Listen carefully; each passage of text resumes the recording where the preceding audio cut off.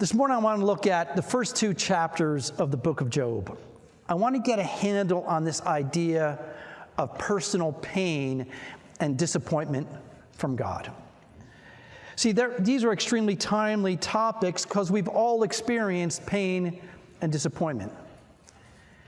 And if we're honest, and we've probably not said it out loud, but in our loneliness and suffering, we are disappointed with our lives.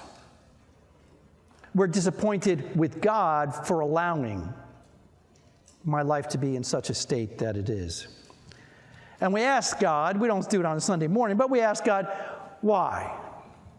Why me? And I believe it's imperative that we understand how to deal with personal pain and disappointment with God, because no one is exempt from pain and loss, because it's part and parcel of life. However, could I be so bold to suggest that we need to understand suffering from God's point of view so we can, and let me say it aloud, suffer well and not become disappointed with God? Because I'm convinced the new phrase now in theology across the board is deconstructing. I'm going to deconstruct my faith. The reason for that is, and I'm convinced, it's because people are disappointed with God.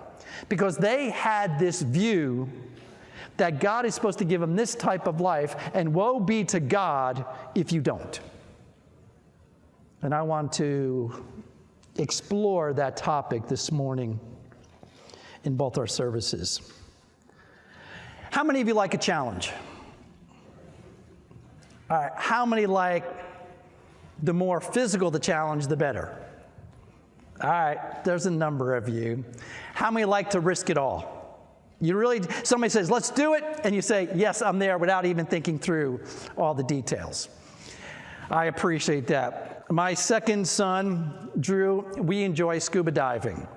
So my son comes up with this idea, and he's done more dives in 2 years than I've done in 30. So he comes to me, and he says, Dad, let's dive to Androdoria. I said, Androdoria, my son, sits in 250 feet of water.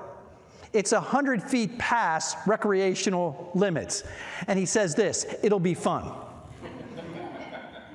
Dozens of divers have lost their lives on this dive. It's off the Nantucket coast. Number have died. Dad, you want to do this challenge with me? No. He says, you only live once. I said, yes, I like to live longer. I'm not a big fan of that challenge. In Job chapter 1, we meet a man who's beset with a severe challenge, but one he did not choose. God chose for him. You have to understand from the very beginning, Job knows nothing of this challenge. We see in the book of Job two stages, so to speak. One stage is on earth, where Job is. The other stage is in heaven. Job has no clue of the heavenly part. We must know, but what's on the line here is this divine challenge is that Job knows nothing. But what's on the line is God's reputation. Now, this is critically important. God's reputation. Job will play center stage in this drama that acts out. But don't miss it. It's God's reputation that's on line. So let's meet the man that will carry God's reputation. And it's in chapter 1, verses 1 through 5, where we're introduced to this man.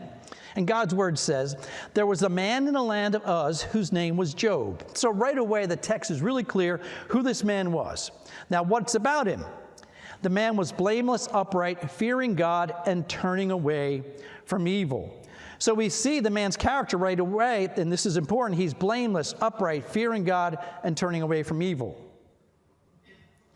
The writer wants you to know this because what's going to happen to the man in chapter 1 and chapter 2, he doesn't deserve. It's not like he's going to suffer because he's sinful. No, this man is a good man. And really what we should say as the reader is, he doesn't deserve it. because he's a good man. But it goes on. How do we know he's a good man? Well, he had 7 sons and 3 daughters were born to him. He had fertility. And this is one of the blessings of the Old Testament. When you were blessed in the Old Testament, you had fertility of your body, fertility of your animals, and fertility of your land. That's how they measured their wealth. So the scripture is telling us this man was good, and he's blessed, because he's blessed in that he has these 7 sons, which is the perfect number, and even 3 daughters above perfection.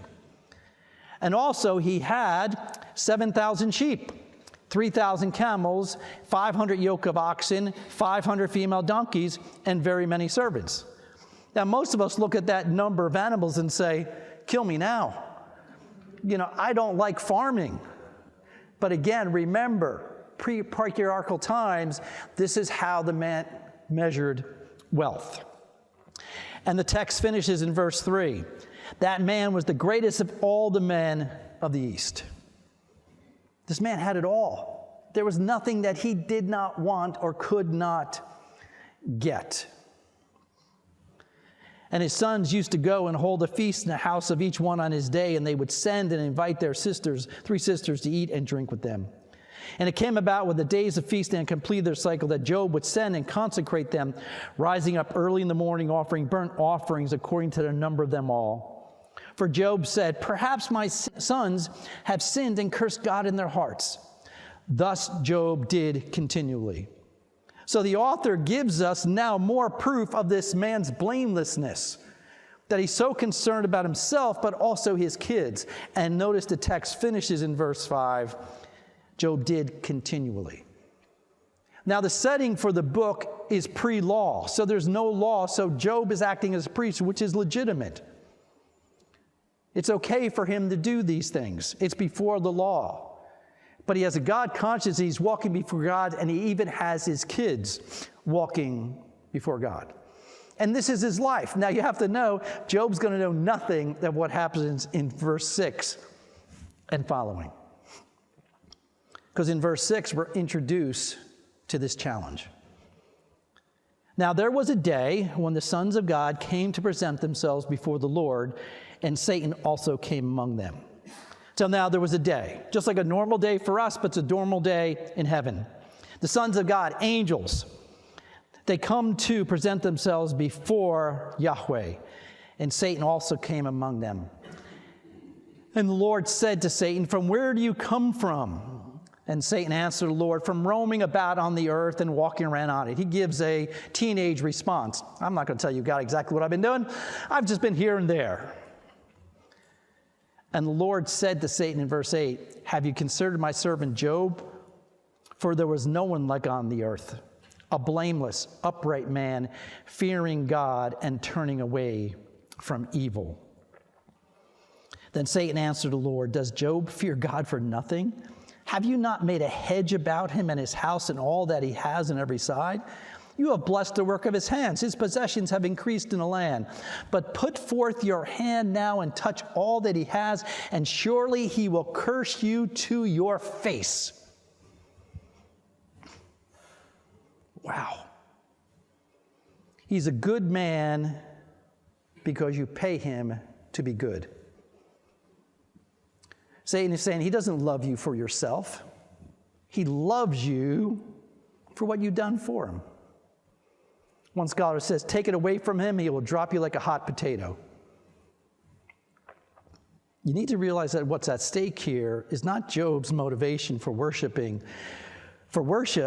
but Satan's accusation that God is a manipulator. God has to buy our devotion. He has to buy your devotion.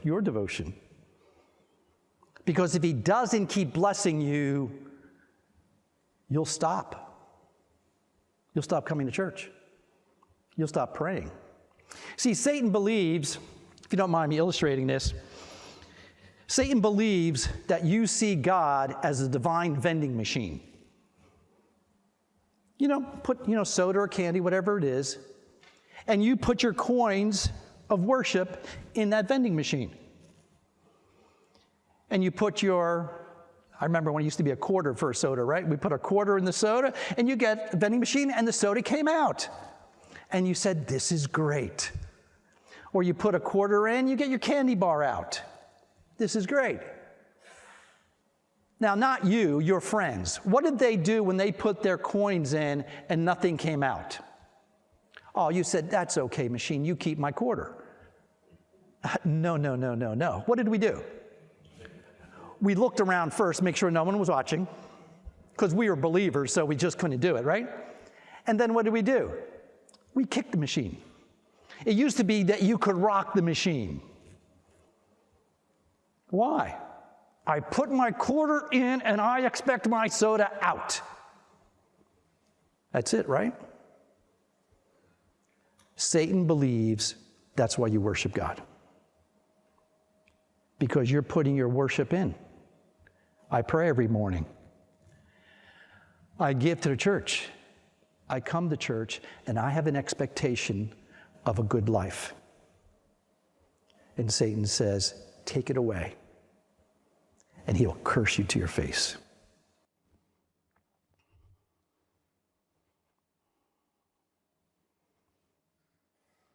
Look at verse 12. Then the Lord said to Satan, behold, all that he has is in your power, only do not put forth your hand on him. So Satan departed from the presence of the Lord. The wager is on, the challenge is accepted. Remember, this is happening when all the angels have gathered together, and I'm wondering if some of the good angels are saying, what in the world did God just do?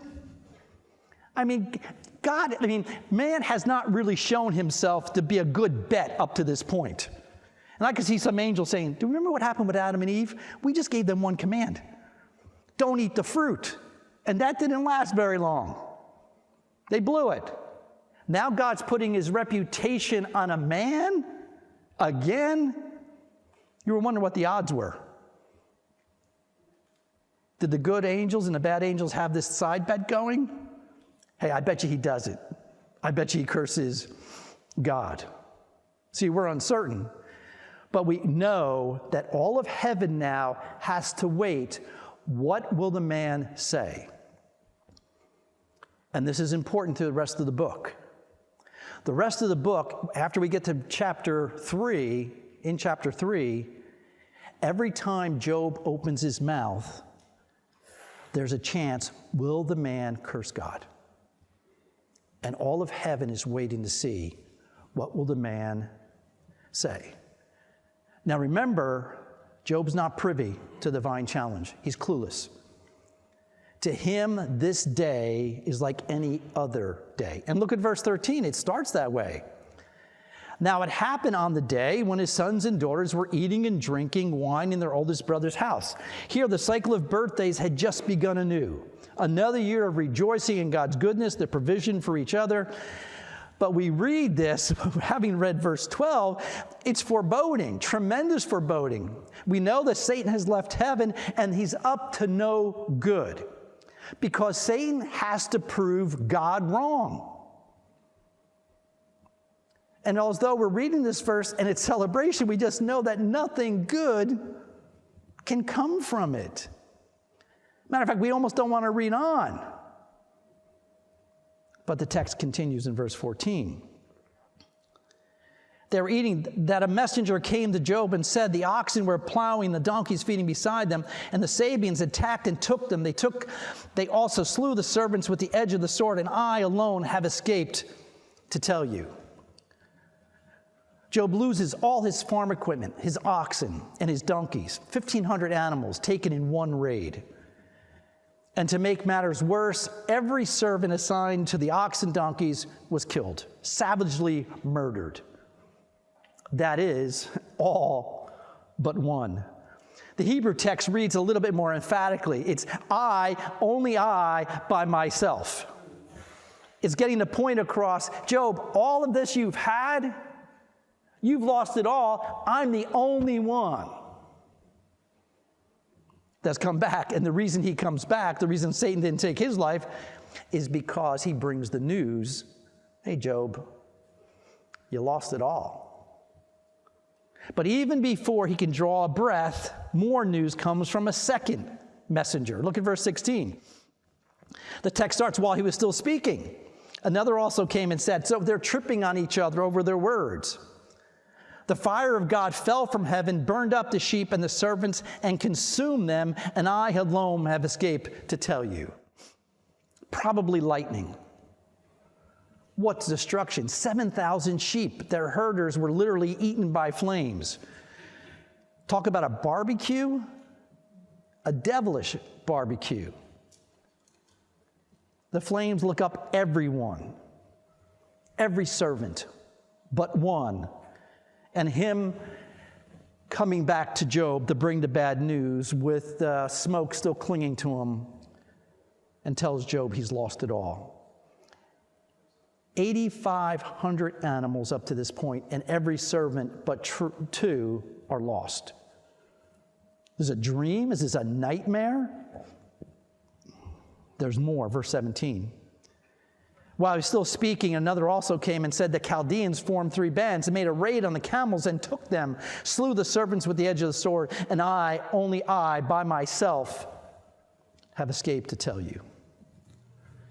A military attack by a country far to the north, and in one fell swoop, Job has lost his transportation business. Job was the first UPS, FedEx. That was Job's job. He loses every truck in one fell swoop. Think about it. What would you do? What would you say if you lost it all? All of your wealth. How much more can Job bear? Everything he's possessed is gone in a few minutes. Could life get much worse? Yeah, remember what day it was? Now, it happened on that day when his sons and daughters were eating and drinking wine. Don't miss the foreshadowing by the biblical author. He heightens the tension of leaving the kids in celebration while all hell breaks out around them. And then he brings it back in verse 18. While I was still speaking, another also came and said, your sons and your daughters were eating and drinking wine in their older brother's house, and behold, a great wind came across the wilderness and struck the 4 corners of the house, and it fell on the young people, and they died, and I by myself alone have escaped to tell you. He's lost it all.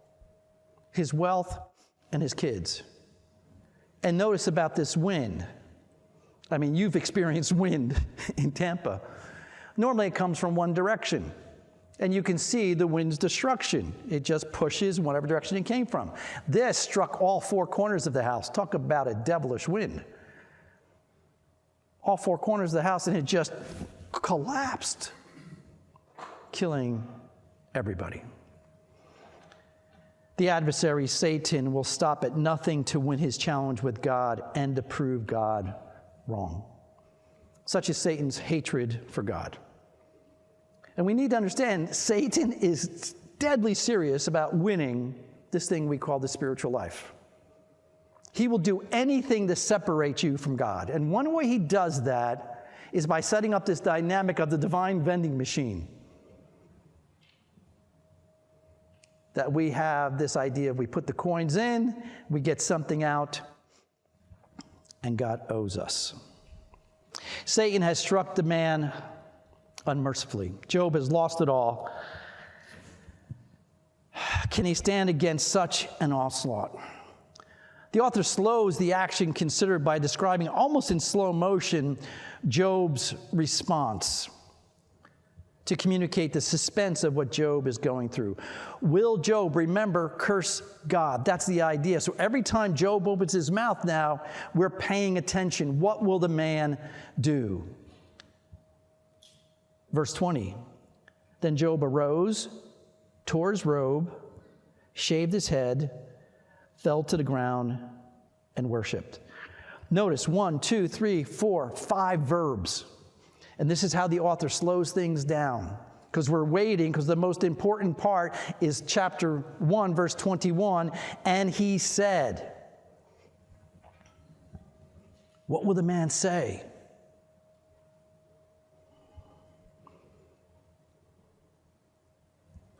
Naked I came from my mother's womb, naked I shall return there. The Lord gave, the Lord has taken away. Blessed be the name of the Lord. Don't miss this. This last phrase is incredibly important. Blessed be. The exact opposite of curse in the Old Testament is to bless. In Deuteronomy 28-32, we see the blessings and cursings of keeping covenant. Hey, if you follow me, I will bless you. If you don't follow me, I will curse you. So these ideas of blessing and cursing are direct opposition. And Job blesses the Lord. The man who has lost almost everything, a man who was driven to curse God, is actually driven to worship God instead. At this point, the wager is secure. I can see the good angel saying, oh, wow, whew, that was close. There's at least one man who worships God, not because he's abundantly blessed, but by God because of who God is. Can you imagine the anger of the devil at this point? The text is silent, but would you have to think that Satan is not a good loser? He doesn't like to lose, and based on his pride, he probably doesn't like to lose in front of a packed house of heaven. But at this point, in chapter 1, he does lose. All because the godly man Job will not curse God. But we have to ask the question, why not? Why not curse God? I mean, God is ultimately responsible for taking it all away. He's the one that has to allow Satan to do it. Plus, others in our day have suffered less tragic fates, and they respond by cursing God. So why did this man, Job, not curse God? And I would suggest, but what drove Job to bless God and not curse him was how he viewed God. See, Job, we're saying, hey, he could have blessed or not cursed. He could have said nothing, like many of us. We just suffer in silence. But Job just did the opposite. He blessed God instead.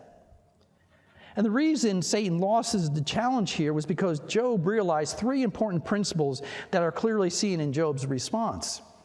And I think if we get a hand on these principles, it'll help us from being disappointed with God. Because, folks, if you're disappointed with God, you will walk away from God. And some of you may be contemplating that today. You might be on your last string with God and say, God, if something else bad happens to me, I'm out of here. A famous rapper just recently, he came to Christ in the past few years. And he came out with an album recently and says, I am God. Where'd that come from? And it's interesting, he said, I needed God and he didn't show up for me. See, that's disappointment with God.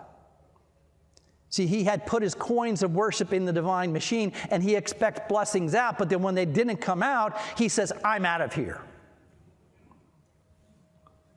Job didn't say that. He says, naked I came from my mother's womb, and naked I shall return there. Yahweh, the covenant name of God, gives, and Yahweh, the covenant name of God, has taken away. Blessed be the name, blessed be the character of God. See, Job, what we see here, Job had a clear view of himself, he had a clear view of his possessions, and he had a clear view of God. See, you have to understand those three things. Who am I? What are my possessions? And who is God? Because I'm not a prophet, even though I'm an Old Testament professor, I'm not a prophet, but all of you, I'm guessing, have suffered Job-like trials. Or you will. And how you handle those trials depends on how you see your possessions, how you view God, and how you view yourself. And the first principle, look in verse 21, Job had an accurate view of himself. Notice what he says. Naked I came from my mother's womb, and naked I shall return there. And you're saying, come on, Mark, what theology comes across from nakedness? I mean, my birthday suit, what gives there? Job is saying, hey, man, you know what? I came into the world with nothing, and guess how you leave? With nothing, just a few more wrinkles in different places than you had when you came out. I want you, when you go home today, I want you to do this experiment with me. I want you, when you take your clothes off, you change your regular clothes. Before you change, look in the mirror of yourself naked. And you say, Mark, don't discourage me. No, just don't worry about it. Just look in it naked. Notice what you don't have. And I'm not talking about the body when you were 20. I'm not talking about that. You don't have pockets. You're not kangaroo. Why? We bring nothing into the world, and we bring nothing out of it. And anything I get in between is a gift. Is that a view of life that many have today? We have an entitlement mentality. I'm entitled to, I deserve a trouble-free life. Why? Especially as believers, we believe that. One of the guys in my church a number of years ago, he had a car accident, and he called me up and said, Pastor, I was in a car accident. I said, what are you calling me for? All right, are you okay? What do you need? He said, oh, I'm fine. The car is danged up, but I'm okay. I said, good news. And he said, I know why I was in an accident. Okay, what happened? I didn't do my devotions today. What in the world? Did you hit your head in the accident? What happened?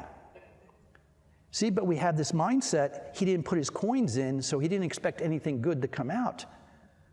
But on the reverse, if I did put my coins in, do I not expect to be in an accident? Yes. See, we expect as believers to have a good life because we follow God. I mean, come on, look at it, folks. We're in church today. You're giving up 2 hours, listen to me, and I'm sorry about that. Everybody else is outside having fun. Don't you deserve something? Don't you deserve your possessions? See, if you're entitled to any quality of life, you'll be sorely disappointed when tough times come, and you'll be tempted to curse God when life doesn't go your way. Now, we don't do it publicly. We don't come in and, Harley and Donna will ask you, how are you doing today? I feel like cursing God. No, we don't say that. We're too polite. What we do is don't show up next week. Don't show up 2 times next month. And we surely fade away. Because I'm entitled to something. And what Job recognizes, I'm entitled to nothing. I'm naked. I came in the world naked. Anything I get is a gift. But number 2, Job had an accurate view of possessions. He lost it all in one day. His wealth, his business, his children. Why didn't he curse God? Because they weren't his. And this is a second point. What do you own? Your car in the parking lot? Your house, your kids, your grandkids, are they yours? They're on loan from God.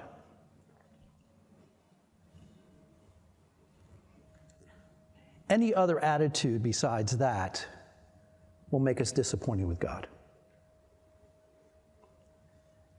Are there any possessions that you're holding on too tightly? See, what Job said, the reason why he didn't curse God was because he held it up in his open hand. Hey, God, it's all yours.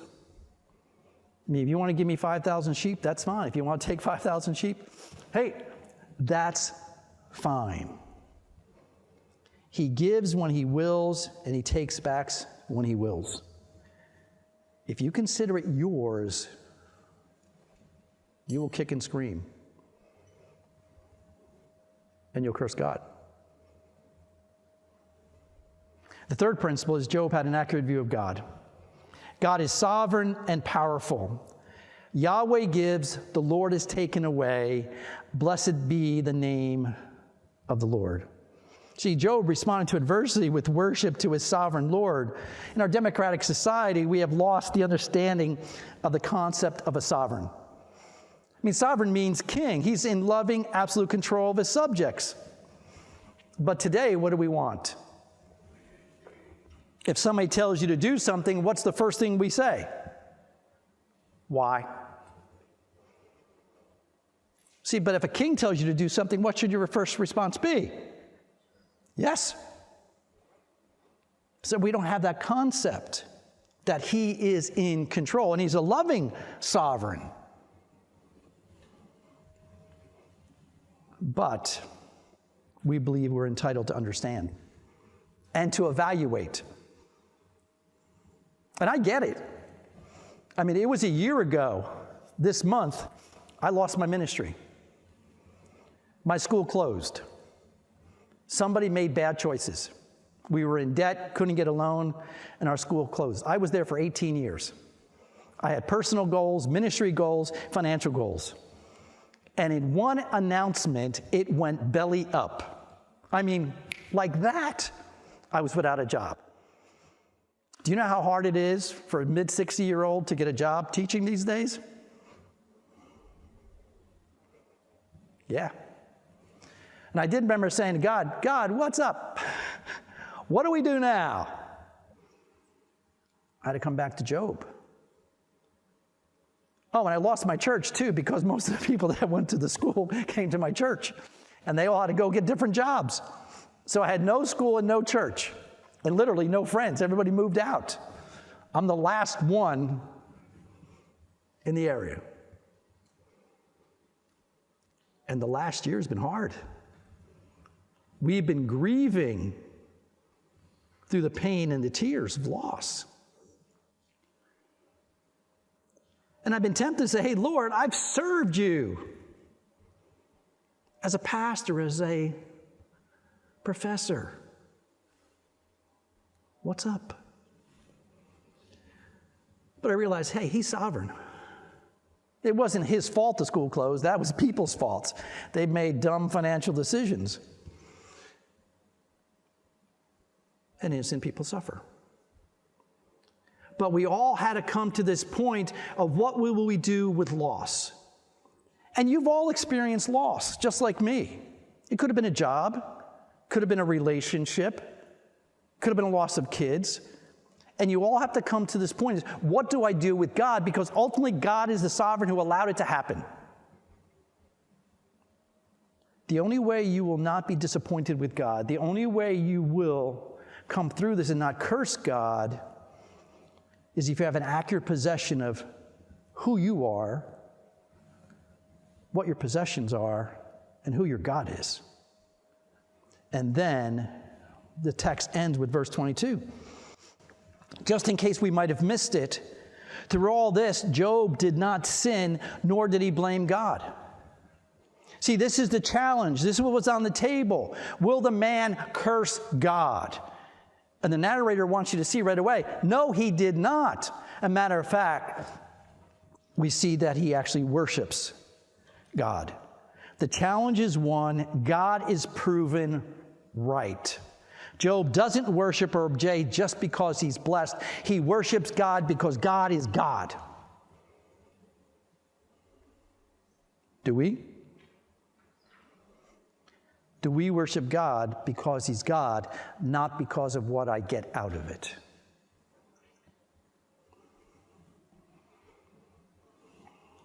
Could it be that you and I, in these terrible moments of suffering, of loss, are actually the objects of divine challenge on a divine stage? Job never knew what hit him. And you have to ask yourself the question, why was the book of Job written? It's not just to give information. The reason the book of Job is written is because the book of Job takes place even today. The only thing that changes is the characters. It's no longer Job, it's you. It's you. It's you. See, Job isn't a part of the scriptures that we call wisdom literature. It's how to live right in life. This is cross-cultural, cross-time. It's not just for the Jews. This is for everybody. And this dynamic of Job, as scary as it is still playing out today. And that's the benefit of the book for us today. You have the drama now. You have the skit before you, how to respond. Some scholars said, God is still looking for men and women in whose hands his glory is secure. If you were asked to play the part of Job, is God's glory secure in your hands? It will only be if you have an accurate view of your possessions, an accurate view of yourself, an accurate view of God. Father, tough message, to be sure. It brings up times of loss in our own lives, times of pain. And maybe we've put all these things aside and we're saying we're okay with it, but it does bring up the memories and the feelings, the emotions. And Lord, before you, each one of us wants to reaffirm that you own it all. All that we have, all that we are, is yours. And we hold it with an open hand. We recognize who we are, that we have brought nothing into this world, will bring nothing out, and everything we get in between is a gift from you. And we also humbly acknowledge that you're sovereign. And there are times we complain about the weather, there are times we complain about what we lose, but we know you've allowed it. And we don't want to curse you. We don't want to see Satan win by us becoming disappointed that you don't do life our way. So, Lord, we pray that you would remind us of this book of Job in our moments of loss and heartache, and that we would respond like Job, and that we would bless you no matter what we have or no matter what we lose. And we pray this in Christ's name. Amen.